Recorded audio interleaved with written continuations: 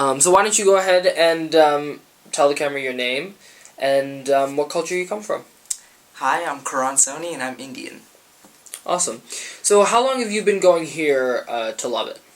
I've been going here since 5th grade, so this is my 8th year. I love it. Wow. So obviously you've been here for a long time.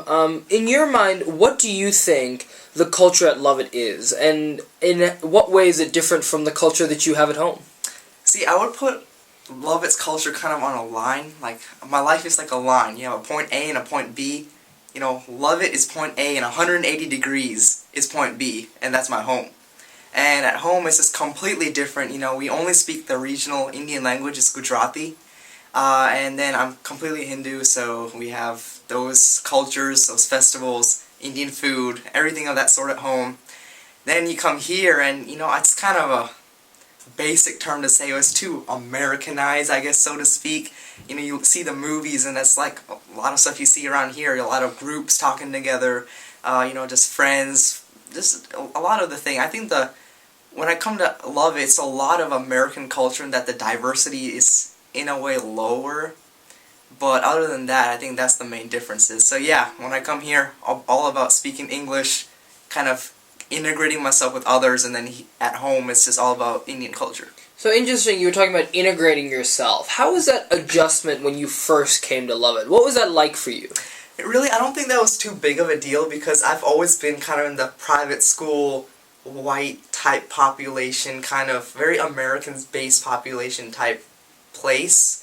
So I don't really think that was too much of an issue. I came actually from Trinity beforehand. So, you know, very same sort of population over there, no big deal. So, you know, you've been through this type of culture for a long time. What are some pressures that you face being an Indian?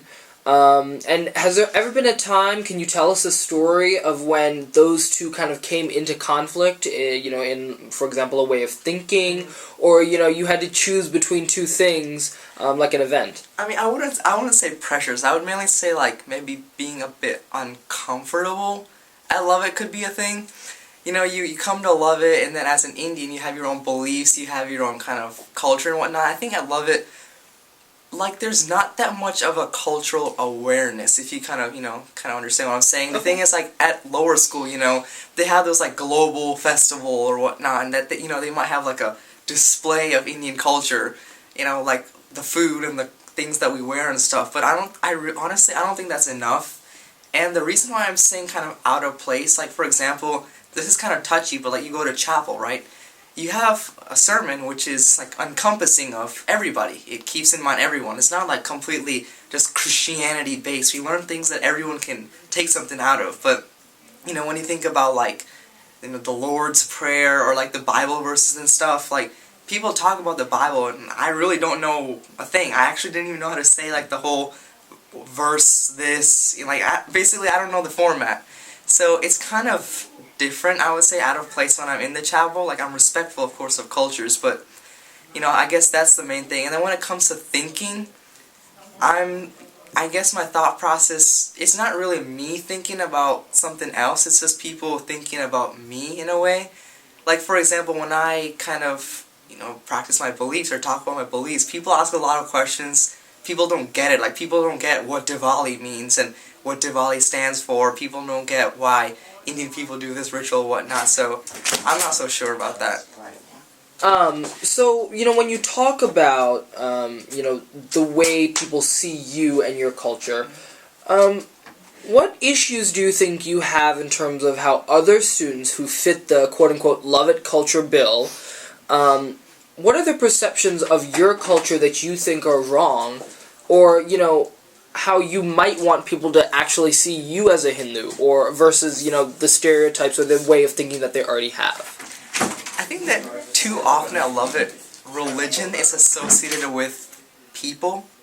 And, you know, when you see, like, a documentary, like, we have class, like, world religions, which I'm really appreciative, by the way, that we have at this school, because, you know, it gets people to know at least a base of Hinduism and whatnot. But when people see, like, you know, documentaries, or people in India, like, they don't see the whole thing. They see, like, oh, poverty, great, he's probably one of those people, you know, coming from that sort of background. It's not true. I mean, and he's like, oh, dirty areas in India. Clearly, he's just that type of person. I mean, like, I think that's like a stereotype, not necessarily in like people see me as, but they would kind of associate with with me in a way. So I think that's kind of unfair. So definitely the culture automatically associates with being like a Hindu in a way, because you're associated with that sort of area, that sort of people.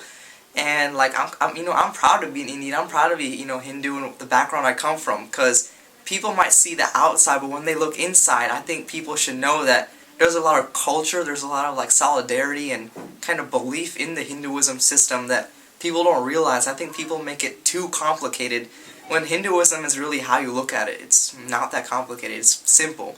It's, people make it complicated, in my opinion. You mentioned world religions, so I'm just going to ask you a different type of question, which is going to be, when it comes to curriculum, Yeah. Something, for example, your Indian culture isn't a huge part of the curriculum here at Lovett. It encompasses a small section of a class like world religions. How did it feel to learn about your own religion from the viewpoint of someone who wasn't really in your culture? Yeah, I love that question. I mean, I think it was really interesting, considering that a lot of the stories that were told at home was similar to some stories that were told in the class. But then again, a lot of some beliefs that you have, right? Because Hinduism is divided kind of by the god you pray to. It's divided into kind of different sects, so to speak. So I would say that it's interesting knowing some things that you might not necessarily agree with. But I mean, I kind of liked it. It was all-encompassing. Some things could use some, I guess, revision, so to speak, but otherwise, I'm a fan. Was there ever a time in, while you were at Lovett, or, while you were in the upper school, where you felt, offended or maybe perhaps annoyed at something someone had ever said to you about your culture or about your religion? Or have you ever felt a time when, you might have felt as if someone might have stereotyped you a little bit too much? Absolutely. And I think, I won't say it's in the upper school, I might be going a bit back here, but it was in the middle school. I used to do this like Indian ritual called the Tilak Chandlo, which is like, it's kind of like a mark on the forehead that you do. And, people would call me like, all sorts of names that were just so kind of insulting. Because, the Chandlo is like red in color, it's on the forehead, so people are like, oh, are you bleeding? Oh, you got shot? Like, it's really insulting. I guess people are so narrow-minded that they can't really see the culture, that there's different people at this school.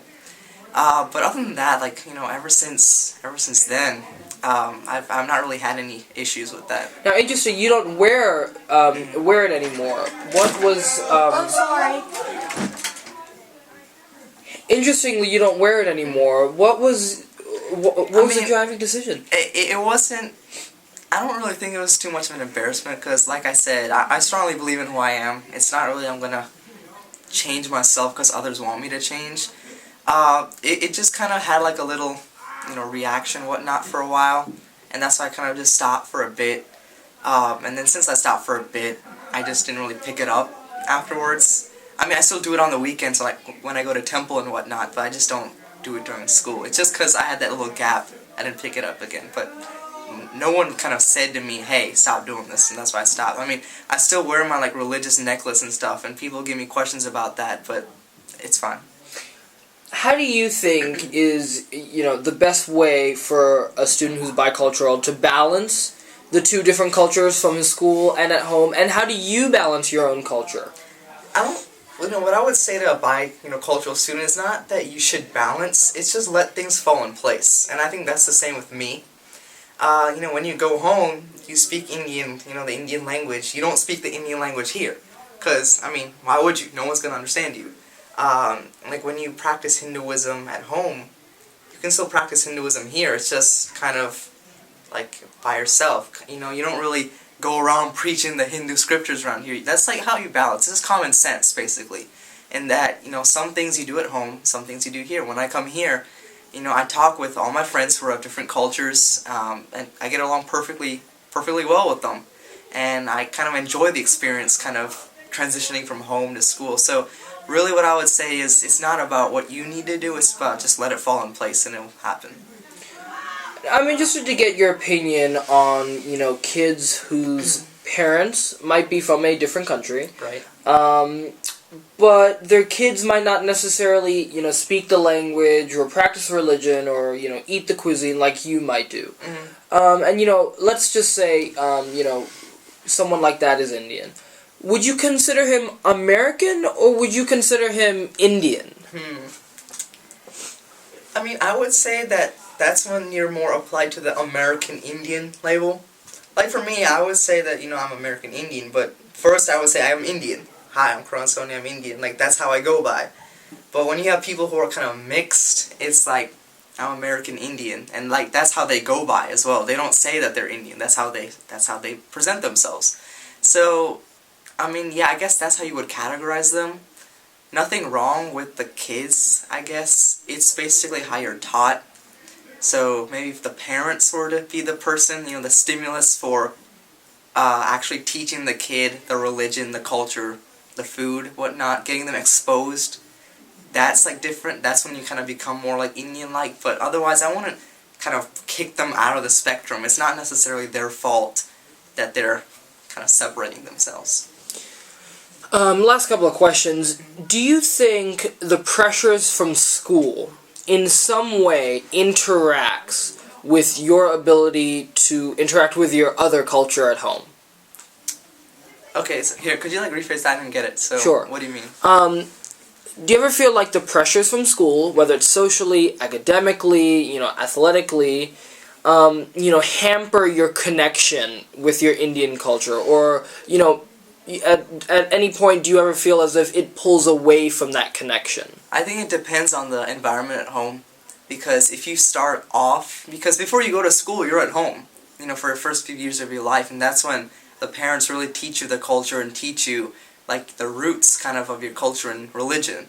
So, if that's strong, then, nothing academically or socially or anything at school could hinder you, I guess, from your belief system. But if that's not strong, then you could be heavily influenced at school. So it's basically, in my opinion, it's all about the environment at home that influences what other factors at school do to you. Okay. And do you find Lovett to be a suitable place in terms of helping those kids who are bicultural transition and, become used to the environment here at school? Or, do you find it that you normally would have to navigate on your own? I'm not sure if I understood correctly, but what I would say to that, in my opinion, is that it's kind of what you do. It's not necessarily what the school does for you. As long as they're not dampening my ability to be who I am, that's all that matters.